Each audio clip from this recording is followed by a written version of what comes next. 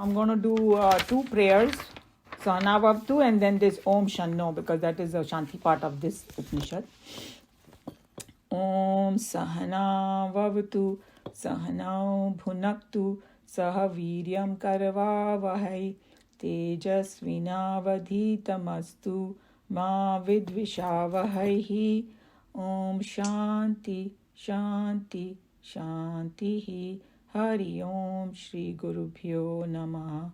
Hari Om. And we can go to this Shanti part. We'll be doing that every time when we start this Upanishad.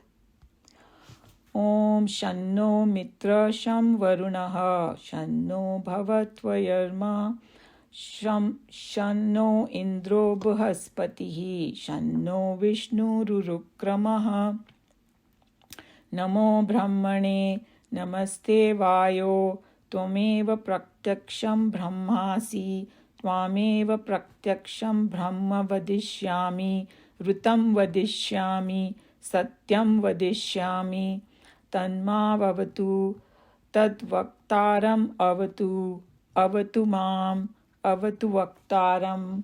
Om Shanti Shanti Shanti. We saw the whole meaning, and whoever has a book know the meaning now.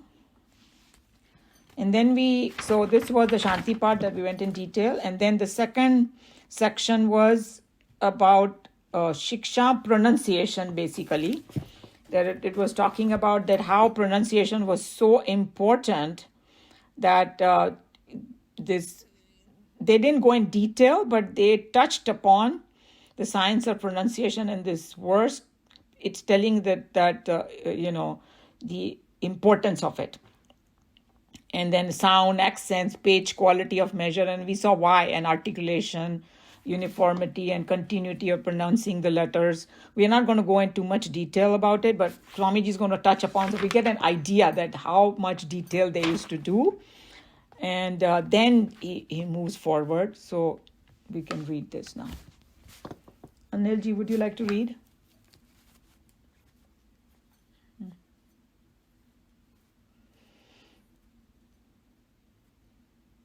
We shall now explain the science of pronunciation. It consists of the sounds, accent or the pitch, quality or measure, the effort put in articulation, uniformity, and continuity in pronouncing the letters. Thus has been explained the lesson on pronunciation. In this section, we have the entire science of phonetics that goes under the name Shiksha. Here the word Shiksha, in which there is a lengthening of the first letter, is justified as grammatically peculiarity sanctioned in Vedic usages. Before being instructed and initiated into the Vedic study, the students had to go through a thorough schooling in the art and science of pronunciation. Unless a language codifies its rules of articulation and insists that every student must begin his education with a complete grounding in its rules, the chances are that in a short time, the language will gain into its fold local usages and wrong pronunciations.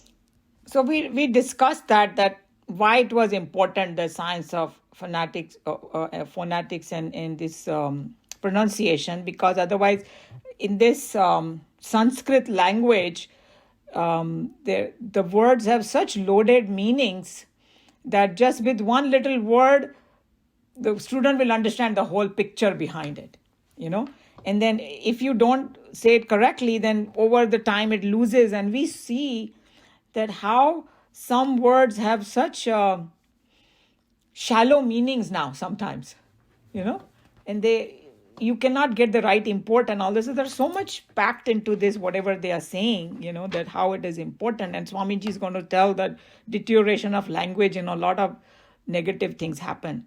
So that's why they give so much importance to it. Yeah. A casual examination of all the existing languages today would give us an idea of this danger. The numberless dialects that are available from district to district in this vast country of ours, where in many of them the mother language is almost forgotten, are instances in point.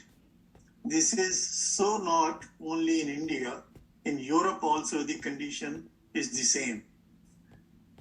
The telegraphic language adopted by the American press today is a living example of how the noble language of the 18th century, its dignity of diction, power of expression, rhythm and beauty of sounds used have all been lost in a vulgar slang wherein even vowels are totally swallowed or only partially guessed out. I was just thinking that now there is like they just say, on my way ke liye, they will just say OW, whatever, Y.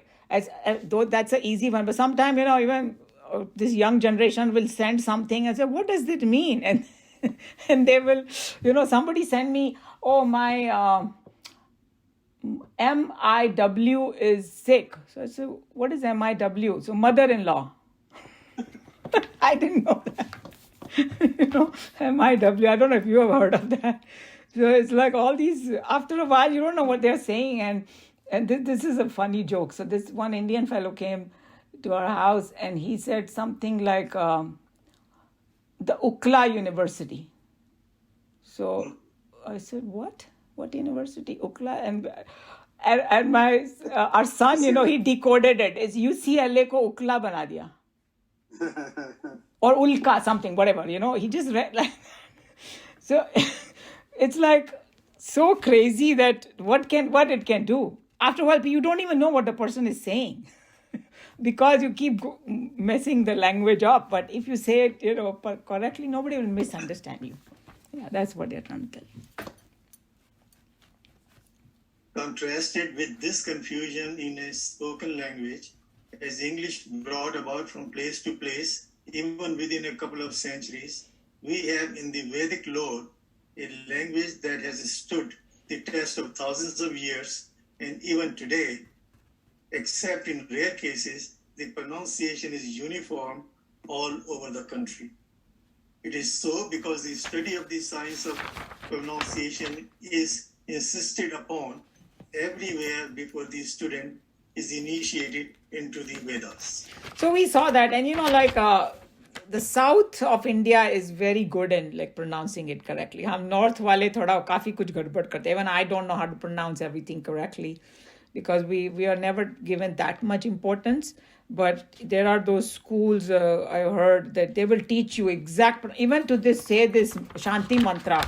I'm sure I'm not saying it the way it should be said because there is a whole system how to say, and Swamiji is going to elaborate on those things. Unfortunately, I'm not there, but we know that it's very important. If somebody could learn that, that'll be great. If I had to do it all over again, I wish I would have learned Sanskrit in my childhood, but it didn't happen. So.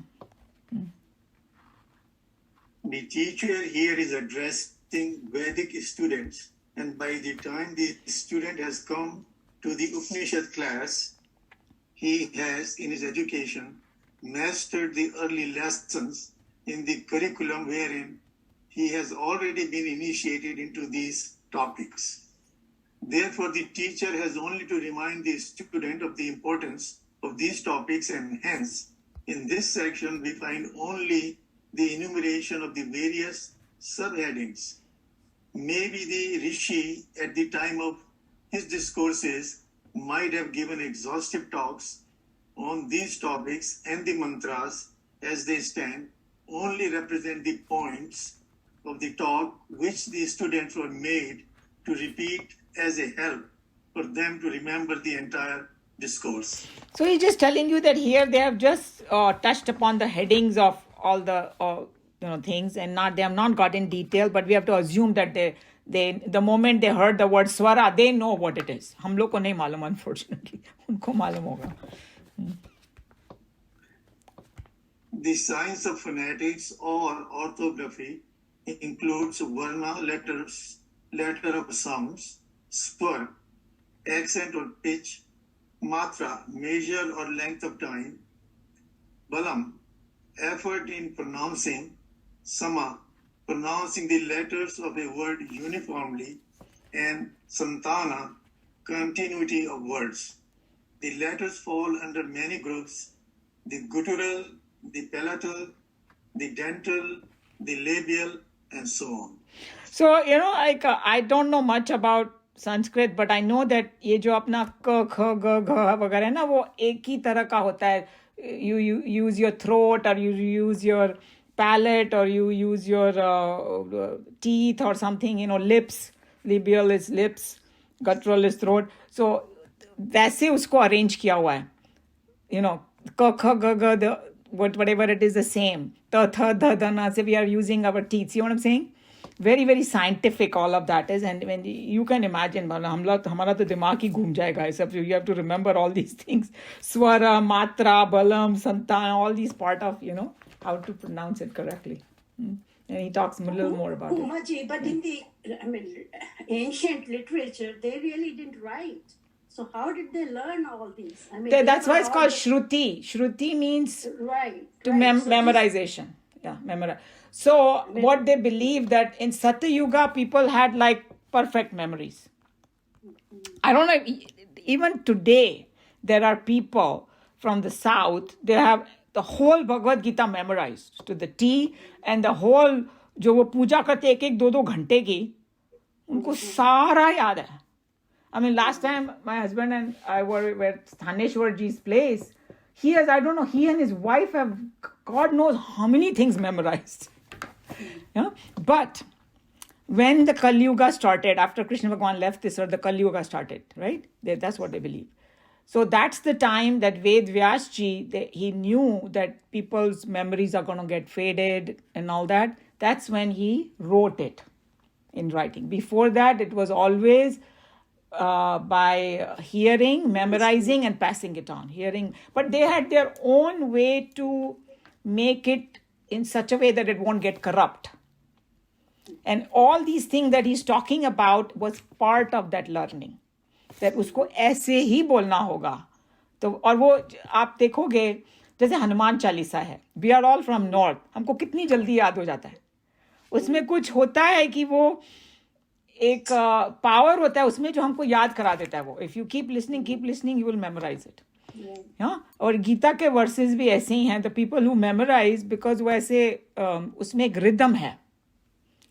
Rhythm है, इसके लिए वो याद होता जाता है और उसमें गलतियां नहीं होती है. फिर जैसे कि अगर तुम वो रिदम नहीं करोगे ना, हम बोल ही नहीं पाएंगे उसको. Then I know that I don't remember it correctly. See what I'm saying? So they had, and then the whole thing, after one adhyaya is over, then they have something, iti Srimad Bhagavad Gita su Upanishad su Brahma Vidyayam and all that. Then one is over. Next is coming. So they had their own system of memorization. Right now we don't need that because chapter 1, chapter 2 is all written, but because the tradition is going, we still do it. So that's how it was in olden days. So they believe that 5,000 years ago the written thing has come. That's what, I'm sure that jo dusre scientists वगैरह have, they might have other theories, I don't know. But in the spiritual world, if you go, they will always tell you that Ved Vyasji is the one who put it in written form at 5,000 years ago, right around when the Kali Yuga started. But then Valmiki was before that, wasn't he? Yeah, Valmiki, true. He did. They say that he did write the Ramayana. So you are absolutely right. But जो पुराण और 4 वेदों का जो क्या बोलना चाहिए, it's not written, they don't call it right, they call it compiling it.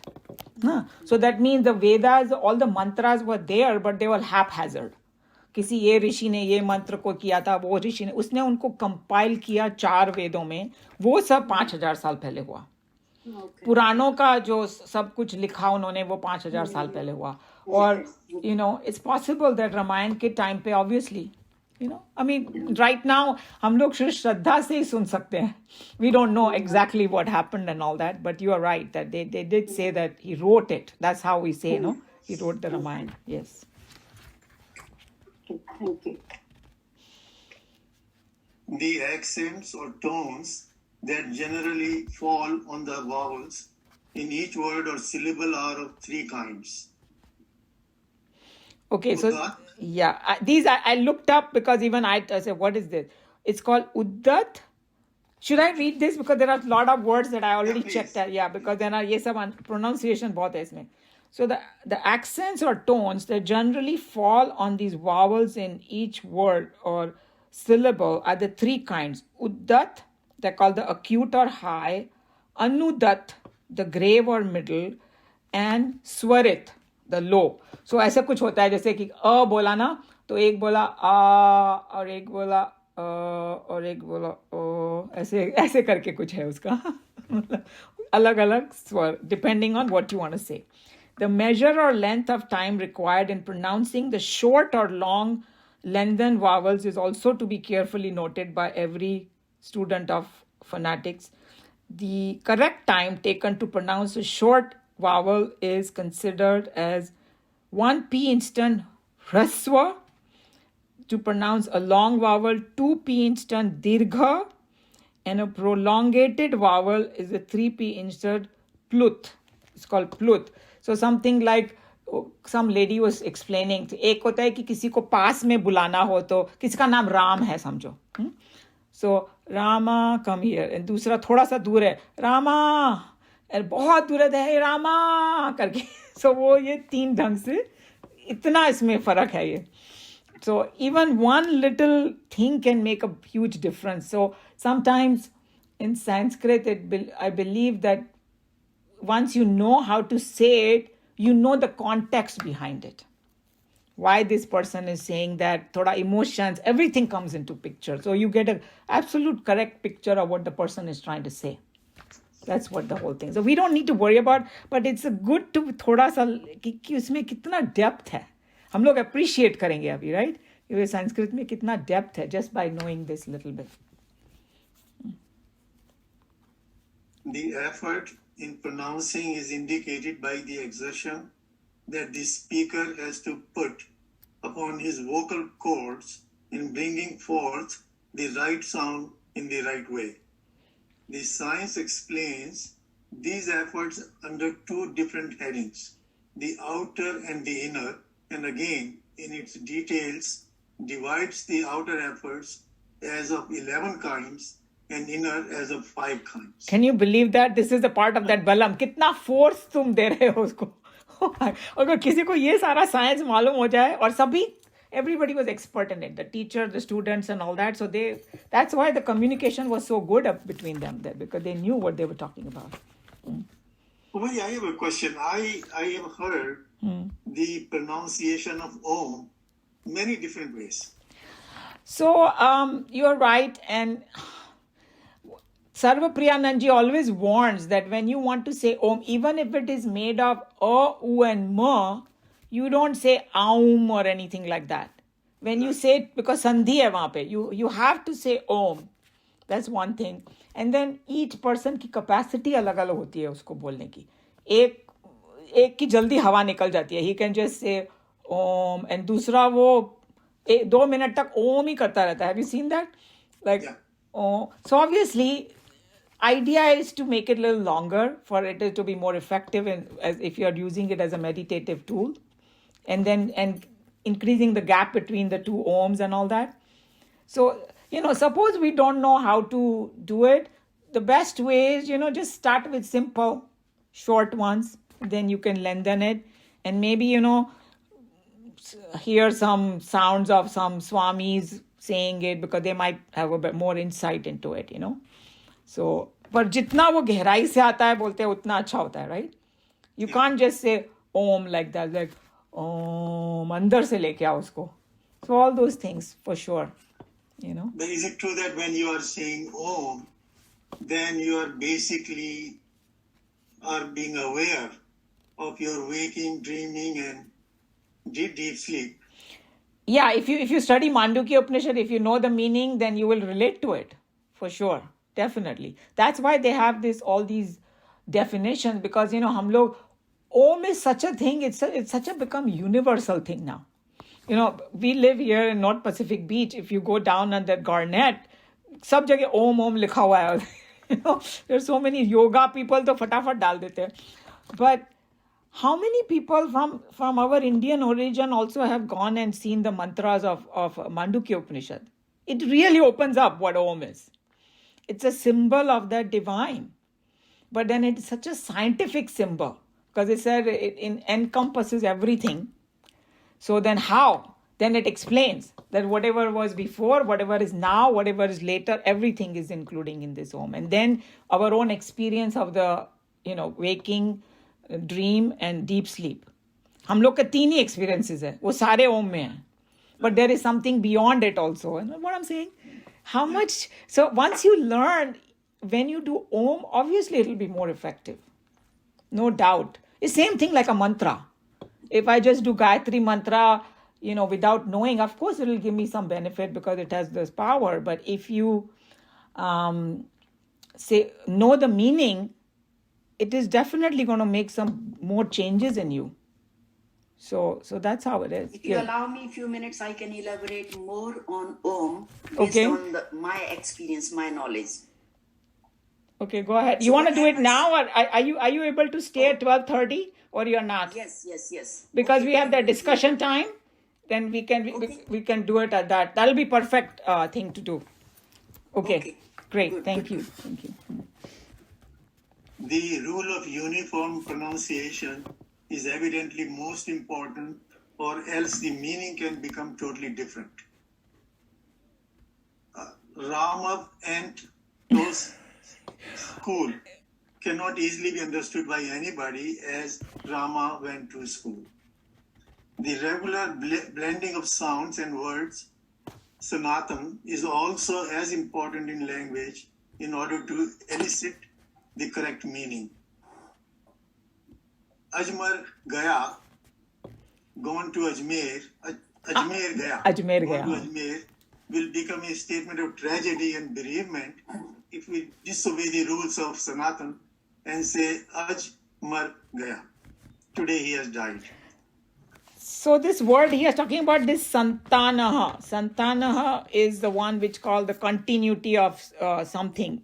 So even I had this, what is this Rama? And told you, all he was trying to say is that the way you pronounce, the other person will get a different meaning. अगर कोई ऐसे जैसे बोलते हैं ना, क्या बोलते हैं हिंदी में, कुछ गलबला के बोलेगा ना, तो हमको कुछ समझ में नहीं आएगा, की language. मगर अगर वो clear बोलेगा Rama went to school, then I will know what he's saying. And then this Ajmer गया, so कोई अजमेर जा रहा हो और हम लोग बोलते हैं वो अजमेर गया, और instead of saying उसका तुमने change कर दिया the way you are saying it, आज मर गया, उसको कितना different meaning हो जाता है. That's what he was trying to say, that ये जितना भी science बताया गया है जो हम last 3-4 paragraphs में, वो सब correct meaning बताने के लिए और बताया गया है. So, how it has become like confusing if you don't follow that. And we know that sometimes whole wars can start because somebody misunderstood someone, right? How much dangerous it is when you're trying to say one thing and the person misunderstands something else, So उस सब को avoid करने के लिए सारे rules बनाए गए थे. Ukta has been explained. This word indicates the end of this section, and it clearly shows that the teacher must have given exhaustive discourses upon these 6 limbs of the science of pronunciation, so that at the end of it all, he concludes that the lesson on pronunciation has been explained. So I think we just got a good glimpse of the science of pronunciation, कि कितना elaborate है. Now we'll have a little more, even more, पहले हमको respect है Sanskrit language का, और भी होगा. और मतलब ये उपनिषद वगैरह पढ़ने के लिए उन ज़माने में कितना ज़्यादा ये सबको importance दिया जाता था, because we saw in वो प्रार्थना में है ना, ऋतम वदिष्यामि सत्यम वदिष्यामि, that I will get the correct import of this. मैं सत्य बोलूँगा, ऋतम बोलूँगा. That's why. So any other comment or question about this pronunciation?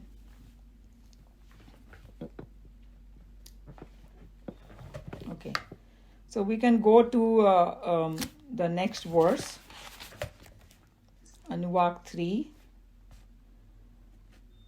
Saha no yashaha.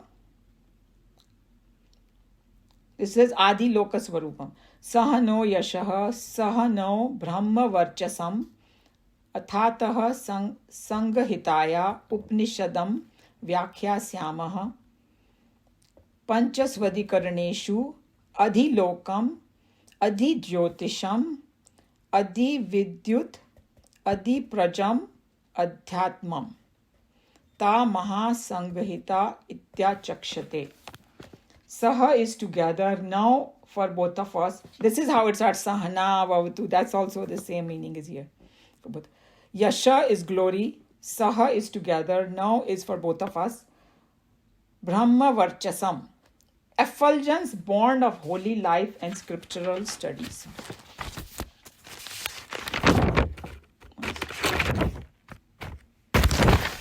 Atha is now. Atha is hereafter. Sangahitaya, the teaching of conjunction.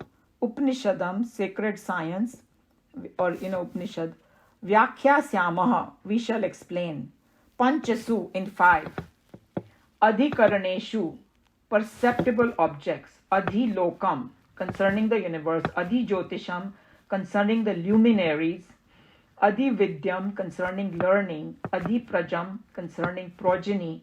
Adhyatmam, concerning the body. Ta is they. Mahasanhita, the great combinations. Iti, thus. Achakshate, they call and declare. So firstly, the first part of this is that after the pronunciation thing was kind of lesson on pronunciation got over, so the first thing the student does it over here is again does a little prayer, to that Brahman. And in this prayer he says that may we both teacher and disciple have the glory and effulgence born of holy life and scriptural studies. So basically just saying that again the similar kind of thing, sahana vavatu, that may this study of scripture bring we follow the holy life and it bring effulgence, प्रकाशित कर दे हमारे जिंदगी को, so ये एक दोनों वक्ता and a student, so दोनों के लिए prayer है, which is so beautiful, and then the teaching starts of this Upanishad. This verse has both. There's a little prayer in it, and then the teacher said, now I shall explain the teaching of conjunction. So this may be a little bit difficult for me to explain, but I'll try my best. So there are, what is conjunction they are talking about? So because these were the students they knew Sanskrit very well, right? So Sanskrit में संधि बोलते हैं हम लोग. So एक word है, or दो words है, sorry, उसको join करके उसको संधि बोलते हैं. Everybody knows that, right? Like, and here in this commentary also, Swamiji is going to explain, but that word is the easiest for us to understand, that Maheshwar. Everybody's heard the word Maheshwar for Lord Shiva. Maha-Ishwar is actually Maheshwar. So वो महा का हा का आ लिया उन्होंने, और ईश्वर का ई लिया, और आ और ई मिल के वो ए हो गया. हाँ, महा ईश्वर का महेश्वर ए हो गया. So यहाँ पर ये दो वर्ड्स को ज्वाइन करके संधि बना के, and a new thing has come up, and there is a point of conjunction, point of contact bolo. Okay, so that's how this sandhi of the Sanskrit language is. So what Swamiji, the way he explained this whole thing, that in those days they didn't have all these deities and all that like we have now, Ram, Krishna. अभी तो बोलते हैं पता नहीं 33 करोड़ देवता, हर एक गांव का भी एक देवता है. So we have some way to meditate and go on this path of meditation through these symbols to reach the highest. That's the whole idea, to reach the highest.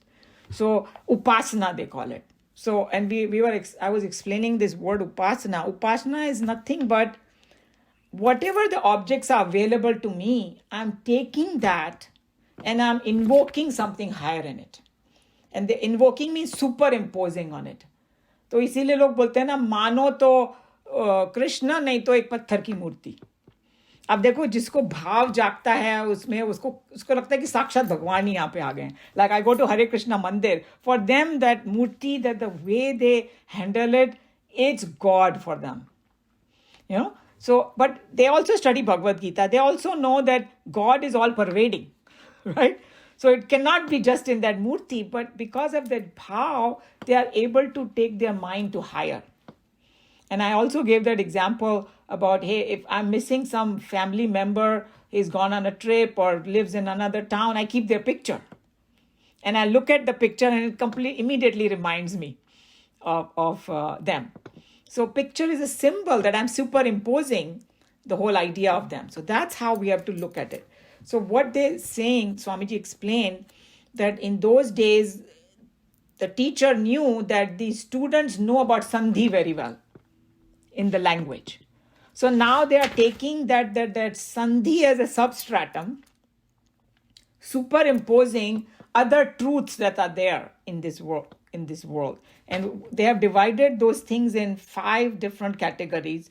They're talking about universe, luminaries, learning, progeny, means pehle to outside of us, whole talking about the whole universe. Then the light in the universe, how does it connect to each other? Learning, how does learning happen? That hey, there is a teacher and there is a student, and learning is a point of contact with them. Unka sambandh to learning se hi hota na. So that's how. Okay.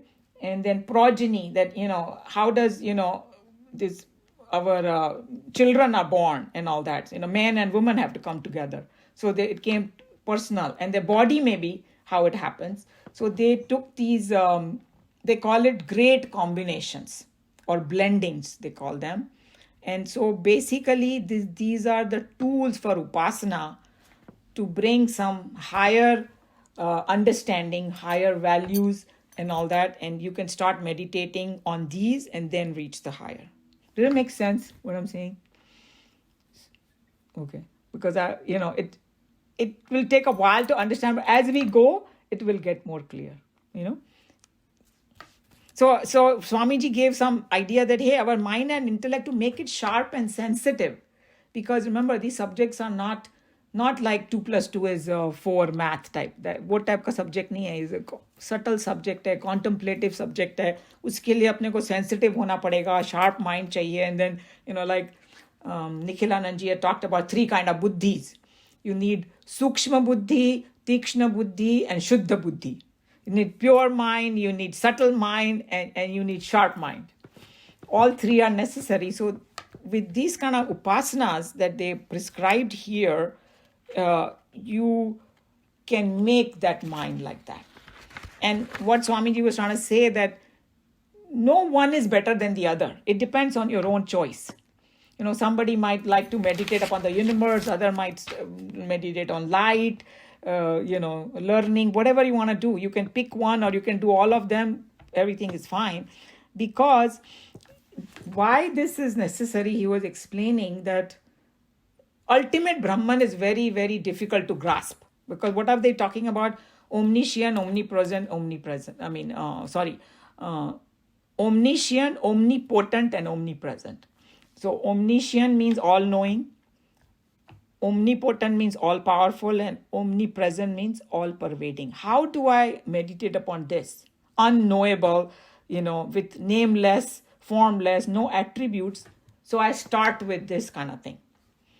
And because everybody understood the science of Sandhi, they took that as a substratum and they superimposed on it all the other things that are happening in the universe for them to help them in the upasana so that they go forward.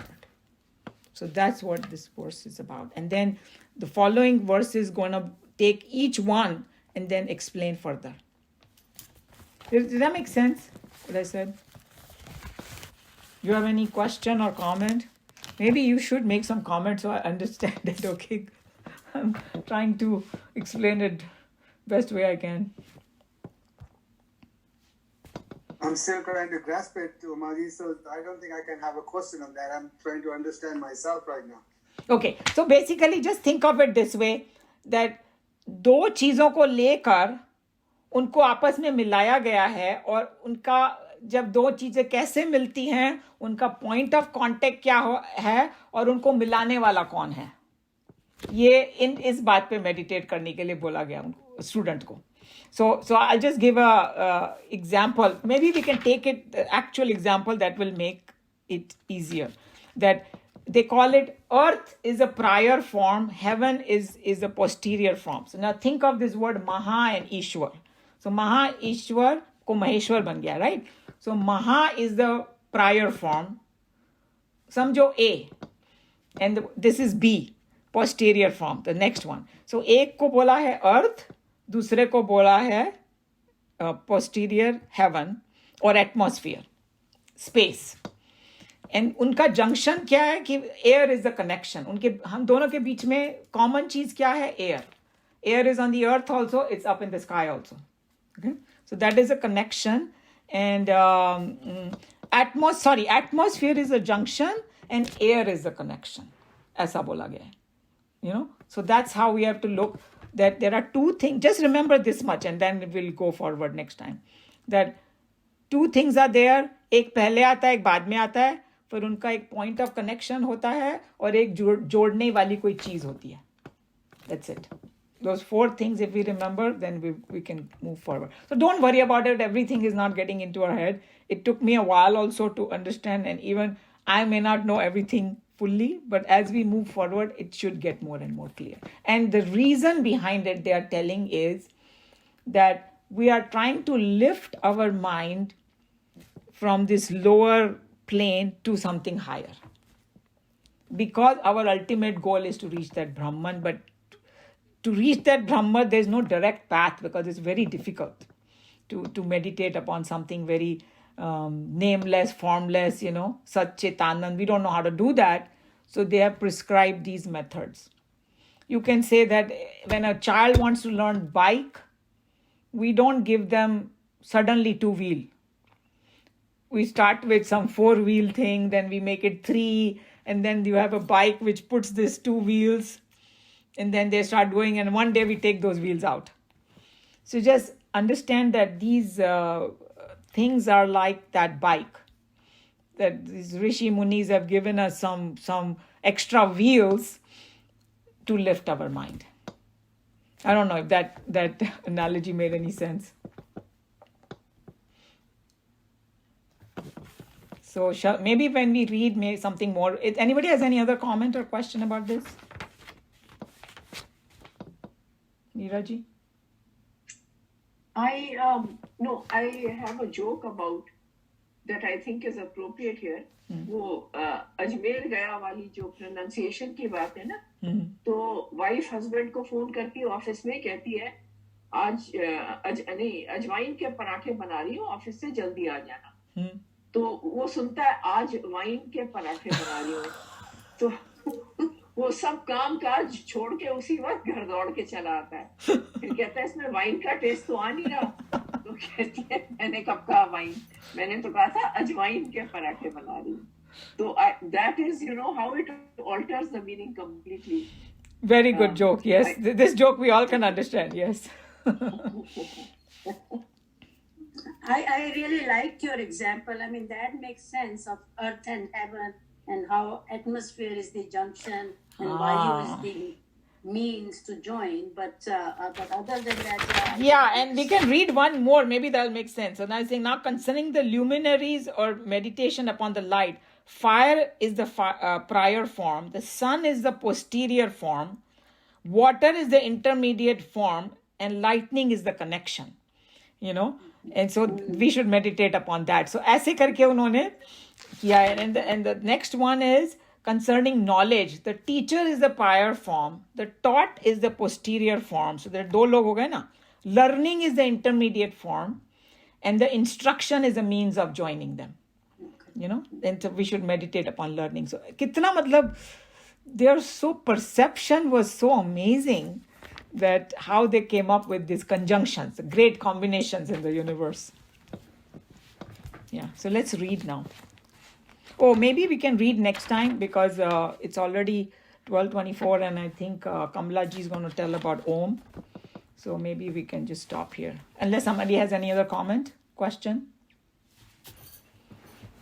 Okay. Om Sarve Bhavantu Sukhinah Sarve Santu Niramaya Sarve Bhadrani Pashyantu Ma Kaschit Dukha Bhag Bhave. Hari Om Shri Guru Pyo Namaha. Hari Om.